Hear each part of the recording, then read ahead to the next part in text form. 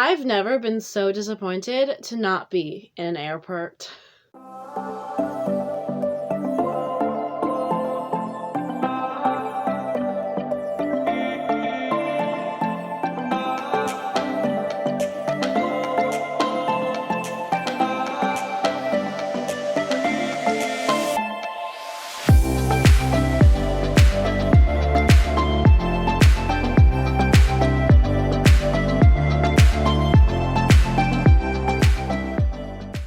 Hi guys! I'm Kate and welcome to my booktube. Today we're going to talk about episodes 7 and 8, but we're going to start with 7 because I haven't seen 8 yet. So I'm going to talk about 7, then I'm going to cut, and then we're going to talk about episode 8. Cool. So, sorry that episode 7 is late, but I had strep, and so I couldn't really talk much. So this was like a bad plan. And I had a lot to say about episode 7, so I didn't want to, have it too short and sweet. Anyway, so I'm going to start with talking about the positives of episode 7, because there were some, but there weren't a lot. I am by far the most disappointed that I have been yet with this episode. So, good things. Positives. Let's keep good vibes in here. Krusty's was fun. I have some negatives to say about Krusty's, but overall it was a good time. I was happy it was there. Cerberus, while I think that they might have went a little too long with him, was cute, was fun, was mostly accurate to the books. They just had to play around with the weird extra pearl thing. The Tartarus scene was perfect. Everything went exactly as it did in the book, and it was really good. I was happy when they pulled out the lightning bolts early. That wasn't a problem for me. And it made it a little less awkward. Hi. It made it a little less awkward when Percy got to Hades' palace, because at least he already knew what he had, and the choice to go farther and go all the way to Hades instead of turning back around and using the pearls was a good choice. And I think my favorite part of the episode was Hades himself. I think while Hades wasn't necessarily accurate to the books, he was more accurate to the mythology, and so I thought it was a good trade-off, where Hades is a little jealous, a little quick to anger in the books. In the mythology, Hades is a lot more laid back. He's like the chillest of the big gods. And like he said in the TV show, he really just doesn't want to deal with their drama. He's down there for a reason, so he doesn't have to deal with up there. And so I thought that was a good take for Hades. Those are the positives. I usually go on the positives for most of the video. This isn't gonna be a positive video, at least not this half of the video. I have no idea how I feel about episode 8 yet. We will get there. But I wanted to get my thoughts on episode 7 out clearly before I watched episode 8. So, here we go. Let's start back at Krusty's. My man. That scene, while decent, I think was missing a lot of the brutality of the scene from the books. This is like the first viewing of Dark Percy in the books. Krusty has been captured, he's tied up, they can leave, and instead, Percy makes the decision to cut off Krusty's head. Now, does he do it because that way Krusty won't be able to kill other people? Yes. Is that still a temporary solution? Yeah? He's a monster. At least in this universe, he's a monster. You'd think he would be a demigod, but he's treated as a monster. So killing him just means that he's going to reappear, and then he's going to do it anyway. But, you might get a few hundred years without him. But still, it's a moment where Percy doesn't have to do it. Percy makes the choice to kill him, right? And he doesn't even really think about it. It's an automatic choice. And I think that's one of the things that he has to grow out of. But sometimes he instead goes farther in and makes those choices anyway. And that's how we get Dark Percy in, like, House of Hades, where when push comes to shove, he's going to make brutal choices. And so I really like this scene because not only does it show Percy's ability to problem solve by being able to save Annabeth and Grover when they didn't have the ability to do it themselves, but it also hinted at a darker part of his personality. Which means that for this scene in the TV show, it just felt too clean. Also, he didn't get to solve the problem. I mean, we don't know who made the plan, but we know that they already knew that it was Procrustes, and they went in with a plan already. And so maybe Percy made it, but it was probably Annabeth. That's kind of her job. She's the wise one. And so,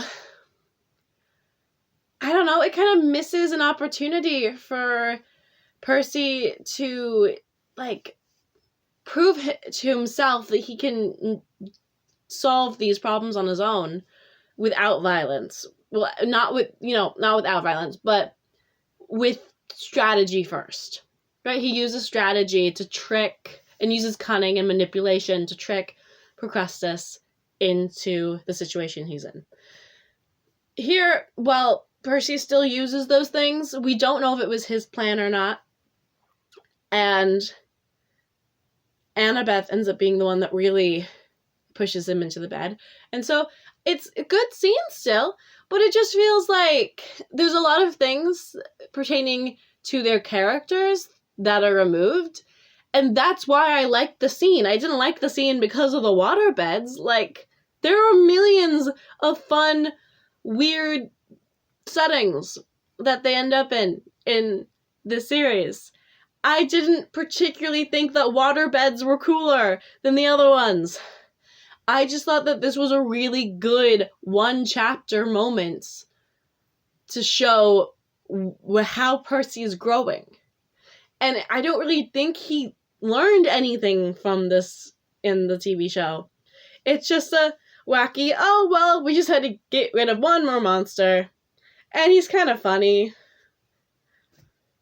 And I think that this wouldn't have been as much of a big deal if it wasn't for the rest of the episode.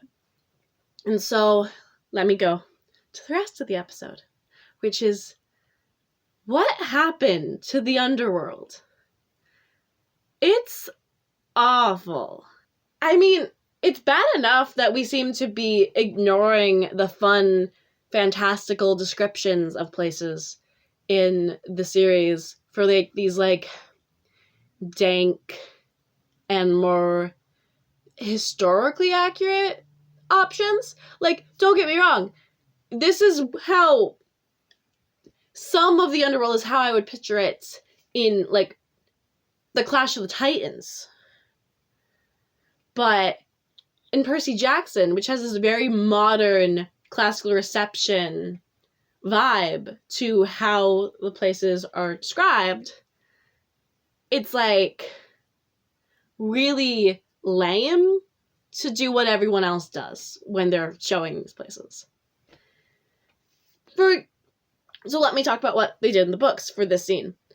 In the books, the underworld is the most chaotic, most filled airport that you've ever been in times 3. Like, this thing is massive and clogged. Like, the lines are going so slowly. Like, they're never gonna end. And the lines have meaning to them. And the meaning's important, right? And then you get into the rest of the underworld, and there are just souls everywhere wandering because they can't remember who they are anymore. So they have no ability to, like, make choices. They're just wandering in the fields of Asphodel. And then we've got Elysium, which is, you know, the place for all the heroes and people who did really good things. And then we have the Fields of Punishment, which are full of people getting punished in weird and wacky ways. And the Fields of Asphodel take up, I think it's like an aggressive amount of football fields of souls, right? So don't get me wrong. I understand that they probably couldn't afford that. Like, a movie might be able to afford it if they make sure they put the budget in the right place. But I can understand that the way that the underworld is described is so detailed and also so big that it was going to be hard to do no matter what. I wasn't expecting perfection, right? But I like how this ancient place gets transformed into, like, a modern place. So we can understand it from a modern point of view, right? Turning it into an airport. We know what a busy airport looks like. That makes sense, right? And that's what they do with a lot of Greek stories in Percy Jackson.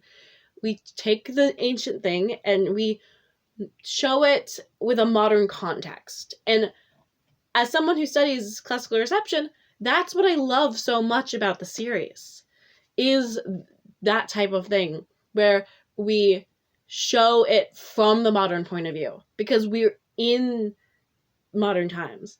And so that's what we understand. And that's how we're going to look through it. It's like a lens. We're seeing it from a modern lens.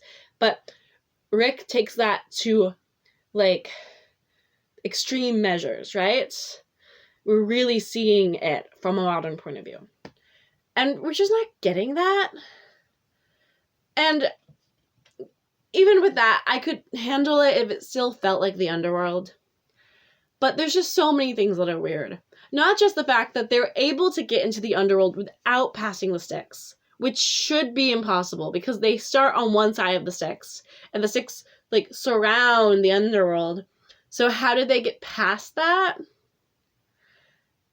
Like, the big wall, the placement of it doesn't quite make sense. So I'm not quite sure how they got over it. I guess that maybe they got to the Styx on the other side of the wall, and then, like, Grover flew them over the Styx one person at a time, maybe? But still, it's a little weird. But still, I can handle that. The fields of Asphodel being turned into a forest. A little weird. More than a little weird. It doesn't have any, like, mythological, like, understanding there. Like, that's just not what the fields are like. But at the same time, the underworld is not the most descriptive place in mythology. So you can play with it. That's fine. And using the trees makes it so you don't have to show as much. So you don't have to show how big the forest is, right? And, or how many people are there. So you don't have to hire as many people to play the souls. And the guilt thing works for Annabeth because she probably feels guilty about having not tried harder to have a relationship with her dad. I think that's why she's guilty. Well, she feels guilty. I don't think she needs to. Despite the fact that this guilt thing feels like it belongs in Lucifer more than Percy Jackson, that's fine. I can vibe with it a little bit. But the really big problem here lies in the desert. Because it's the exact opposites of what the underworld looks like. And it's unneeded. Yes, the underworld is vast. but it's vast and crowded. And so showing it as vast and empty is just awful. Where are all the souls? Where are all the dead people? Why is there a desert here? And now I know that they're not doing the joke where Hades says that they're overcrowded and they need to hire more people and everyone's working overtime and Karen never gets any time off. Like, I know they didn't do that joke. Should have, but it wouldn't have made sense with the underworld they did. They should have changed the underworld, but that's not the point. I get that. But it just felt so weird and so not underworldy. There was no point to have it there. And there was an easy fix to not need it. They used the desert as an excuse to get us to Tartarus, right? In the books, Tartarus is described as being down a path. Like, Grover gets pulled down a path, and at the end of that path is Tartarus. They could have done it in the forest. They were already walking down a path-ish in the forest.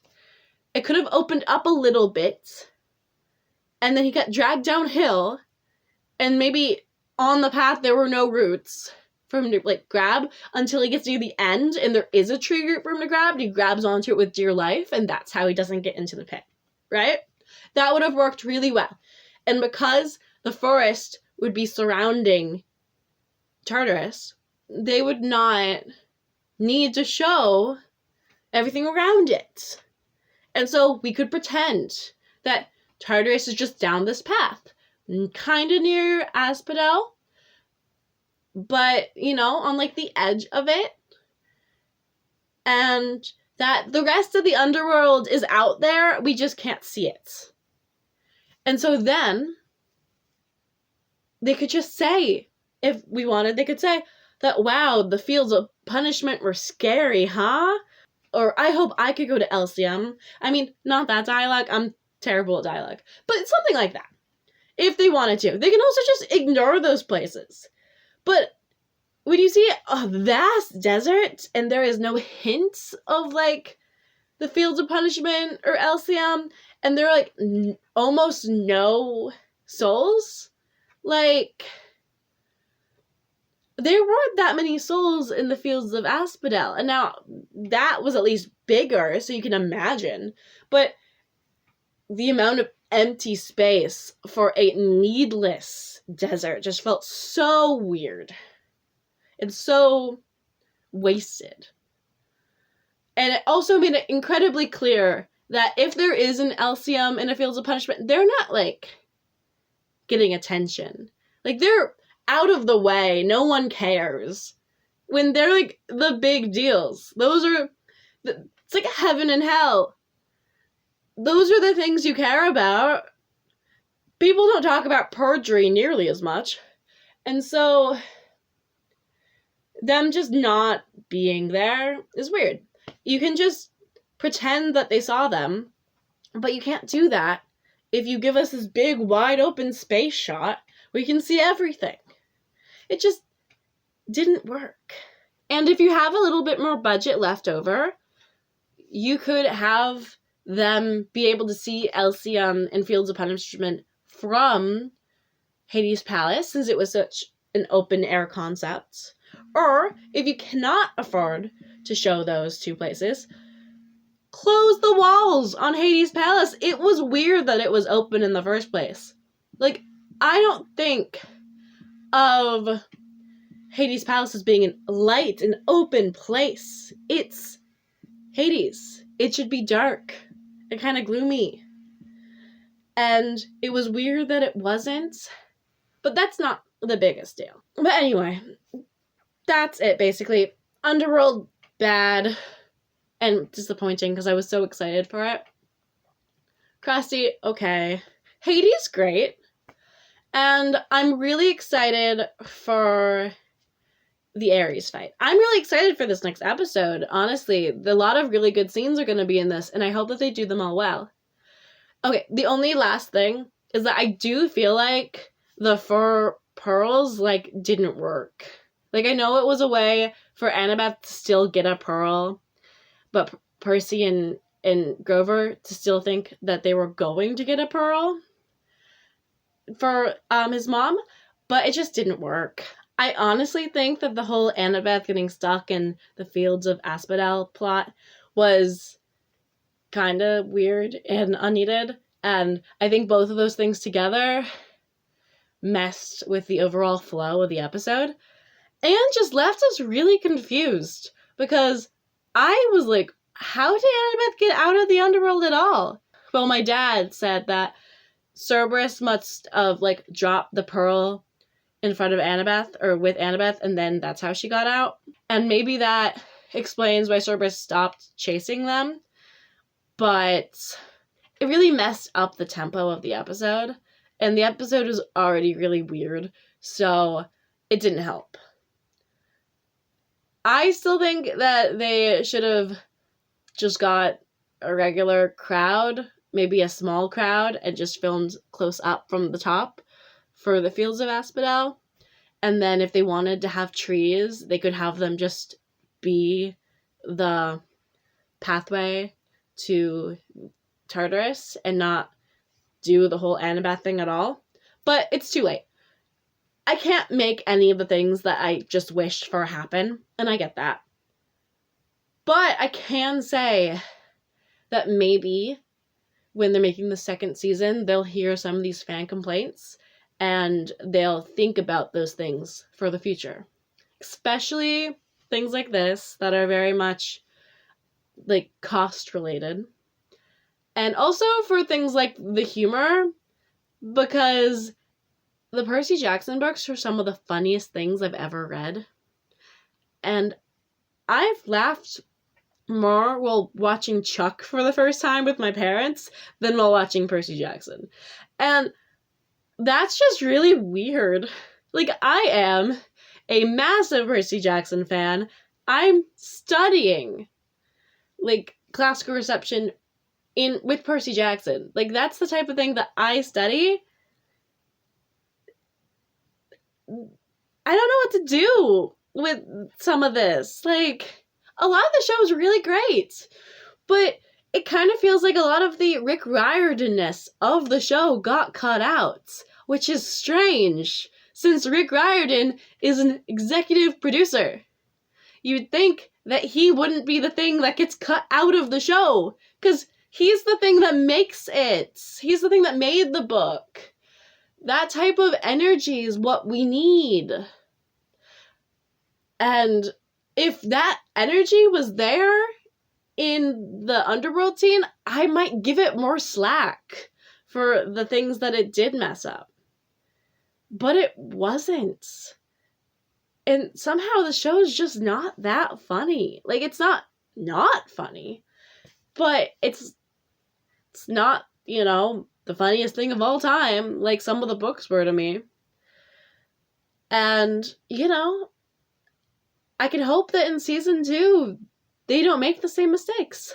Now, I'm going to watch the 8th episode, and I will be back to talk to you about it. So, see you soon.